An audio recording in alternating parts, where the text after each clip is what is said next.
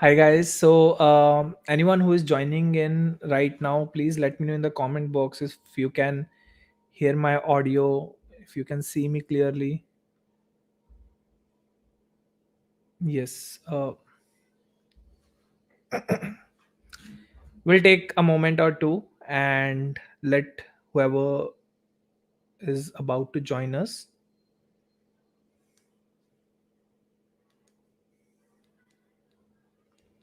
And meanwhile, I'm checking on my phone if I am going live.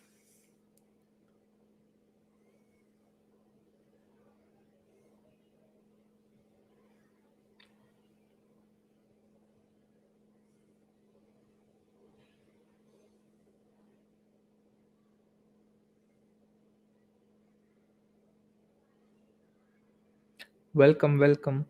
So please type in your name and where are you from, just so I can know. Otherwise, I cannot see who is joining me in this live session. So please say hello in the chat box, and I'll know that you're here.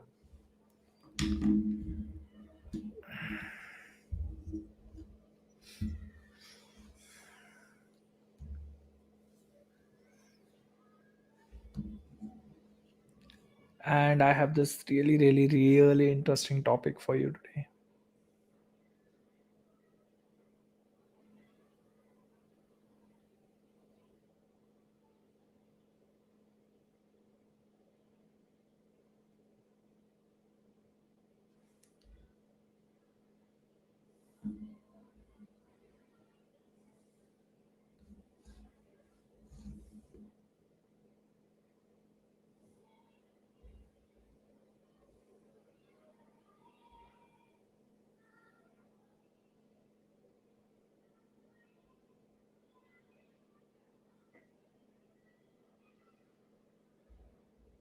All right.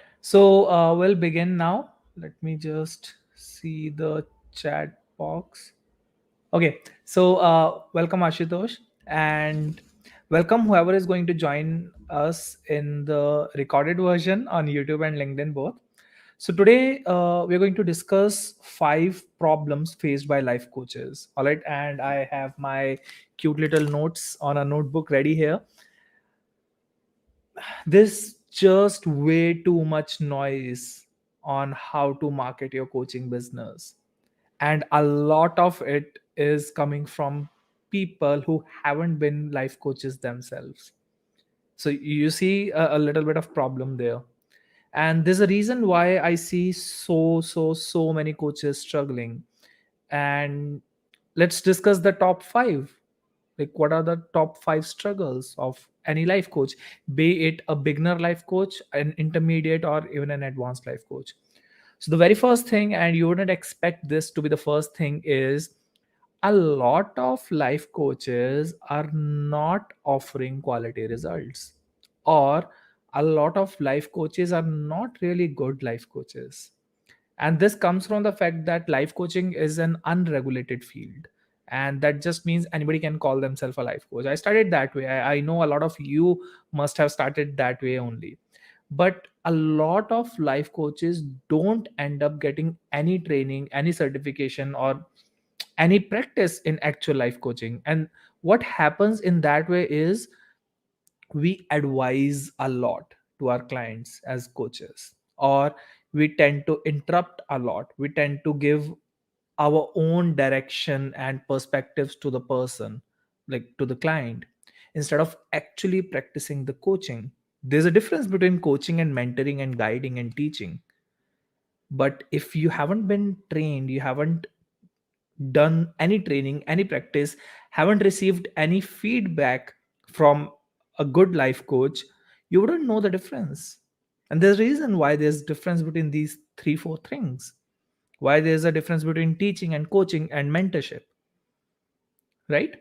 So number one, a lot of life coaches struggle with offering quality results. And what's the remedy to this is, number one, either go for a certification. And then again, it's an unregulated field, so you don't have to go for a certification.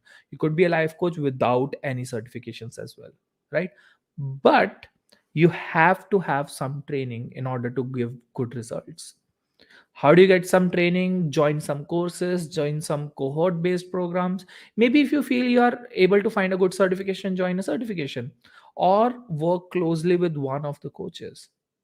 Hire your own life coach first, get an experience what life coaching actually feels like, right? So the number one is quality service, quality results. The number two thing that like the number two problem that a lot of life coaches struggle with is the marketing part. And this comes because a lot of life coaches aren't from marketing background. They come from a psychology background or an IT background or other backgrounds, but not marketing background. So what can you do about it? Now here's the deal. If you really believe in your life coaching service, in what you're offering, like, okay, I help my clients master their emotions, and if you believe that you can help hundreds and hundreds and thousands of people change their life, why would you not talk about it? Why would you not go and talk to people who are suffering, who can use the help you're offering, right? Welcome everyone who is joining in. So marketing is not just a chore, it's not just another task. Marketing is our duty, marketing is our responsibility. And like any other muscle, marketing is also a muscle. There's a marketing muscle in our body, in our brain. So what would happen if I get a 5 kg, 10 kg, 15 kg dumbbell and I continue doing bicep curls every single day? My biceps would grow like gigantically, they will grow, right? It's the same with marketing. If you continue practicing marketing day after day after day after day, your marketing muscle will grow. It will be really tough in the beginning, like anything else, but the more you do it, the more comfortable you get in it, the better you grow that very muscle, right? So marketing is not just a feel good thing, it's not just a required task for business, it's a responsibility. It's a responsibility to reach out to those people who need your help, right? So the third point, now when you don't invest a lot in marketing, when you don't do a lot of marketing, because of that a lot of coaches also struggle with not having enough clients, right? And one of the main, so there could be so many reasons why they don't have enough clients. Maybe they are not doing marketing right, maybe their quality like skills are not quality enough, right? Or there could be like they're not focusing on right messaging and all that stuff. But one major reason is a lot of coaches start coaching without having their own coach, without actually getting an experience of a life coach, a life coaching session, without getting an experience of a life coaching session. So the first thing, if you're struggling with not having enough clients, is hire your own coach. And it's a little embarrassing, but I've been through that. I was at a place in March this year where I designed my resume. I was about to join another job, um, because the business was not as good as I thought it would be. And then something happened, and I started working with my own coach. Within 1 month, I had my biggest month till then. And 6 months down the line, my monthly average is 2 to 3 times of what I was already earning before working with my coach.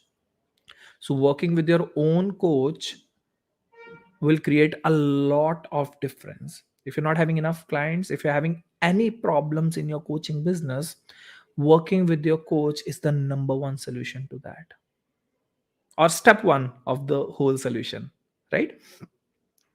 So the fourth part is, now again this is a generalized topic, it will also depend on the package or the service whatever you're offering, but client retention is one of the challenge a lot of coaches face. Now if I give you 2 3 4 clients right now, as a coach, will you be able to retain them for 6 months, 12 months, 18 months? Will you be able to deliver such an amazing extraordinary experience to them so they would want to get on a call with you every 10 days or 15 days for months and years on repeat? can you create so much value for them? A lot of beginner and intermediate coaches cannot do that. Now, how do you create so much value for your clients that they would want to work with you for 6, 12, 18 months? Is you become a resourceful coach. You learn multiple areas, you learn so many skills, and you invest in your personal growth. If you are not growing, your business will not be growing. You are your business as a life coach, and your business will only grow as much as you grow. I know it might sound a little harsh, but it's the truth. If you don't invest in your personal growth, how can you ask anybody else to hire you as a coach if you don't have your own coach? Right? If you don't believe in the service or the product, how are you going to sell it to somebody else? If you have any questions, leave it in the comment box and we'll cover it up as and when we can. Now, the fifth part is creating systems. A lot of coaches are actually doing their business as a job because they don't have defined systems. They're working 8, 9 hours a day because you don't know how to eliminate, um, outsource, or delegate and automate. So, how to not make your business a job is by creating processes, creating systems, delegating what's not worth your time, or automating a lot of stuff that can be automated, right? And then eliminating what's not supposed to be there anyway, right? So how to create systems is one of those areas where a lot of coaches struggle. And then again, maybe this isn't the step one. If you're a really new coach, or if you're a coach with less than 3 months of experience or less than 50 hours of coaching experience, maybe this is not the case for you. Maybe this is 3 steps ahead than you. But then again, this is a really common problem that a lot of coaches face, right? And okay, so this was the fifth one. And I have one bonus one, which I covered a little bit through these points, but I want to emphasize again on this one point, that is personal growth. If you, as a coach, are not investing in your personal growth, you're going to be stagnant, you're going to be irrelevant after some time. If you are not investing in your personal growth, why would someone else do that for themselves? How are you going to inspire others to invest in their personal growth if you are not doing that? If you don't have your own coach, why would someone else get a coach? And this also means all the personal fears and insecurities that come up with coaching. Like, a lot of new life coaches struggle with this fear, like, I don't know if I'm good enough. How can I charge that person like $1,000 for 2 months or 1 month or whatever? How do I know, like, that person is on a really bigger position than me? How do I coach them? What if I'm not able to offer results? What if something goes wrong? What if they don't feel value in my coaching? You see, all these fears and insecurities, they actually go away right after you start working on yourself first. Otherwise, what happens is you're going to just channelize your own fears and insecurities in your clients, in your prospects. And I don't think we are working to do that. I don't think we would want to do that, right? So how do you work on these fears in your own personal insecurities is by investing in your own growth. Now that would mean learning from new books, taking up new courses, working in master classes, workshops, and then eventually hiring your own coach, right? I cover all these plus so many more in my own coaching practices. And if you're watching this as a recording, I'm gonna put up a 15-minute free consultation link somewhere in the caption or description, uh, and see if you can find a suitable time. Let's help you help more people. That's my motto, All right. I hope this was really resourceful and useful for you. And I'll be seeing you in the next video. Take care.